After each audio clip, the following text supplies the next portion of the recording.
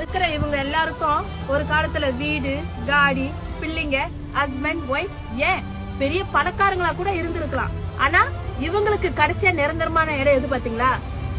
இங்கதான். எவ்வளவு பெரிய வீடா இருந்தாலும் கடைசியா இங்கதான் வந்து ஆகணும். எவ்வளவு பெரிய காடி பாய்ச்சாலும் கடைசியா இங்கதான் வந்து ஆகணும். எவ்வளவு பெரிய உலகாளிகையா இருந்தாலும் இந்த உடம்பு இந்த மண்ணுல இருக்கிற புழுதான் சாப்பிட போகுது. எவ்வளவு பெரிய தலைக்கடை பிடிச்சவங்களா இருந்தாலும் இந்த இடத்துக்கு தலை குனிஞ்சுதான் ஆகணும். இவ்வளவுதான் வாழ்க்கை. பிறப்புக்கும் இறப்புக்கும் நடுவுல இருக்கிற இந்த வாழ்க்கையில அப்பப்பா எவ்வளவு பொறாம போட்டி. ஒருத்தவங்க நல்லா இருந்தா வயிற்றுல ஏதாச்சும் பண்ணிரணும், அவங்கள அசிங்கப்படுத்திடணும், அவமானப்படுத்திடணும், ஒருத்தவங்களோட குடிய கெடுத்துடணும். இது எல்லாத்தையும் பண்ணிட்டு கோவிலா போயிட்டு பாவத்தை கழிக்கிறது. கடவுள் காப்பாத்திடுவாரா?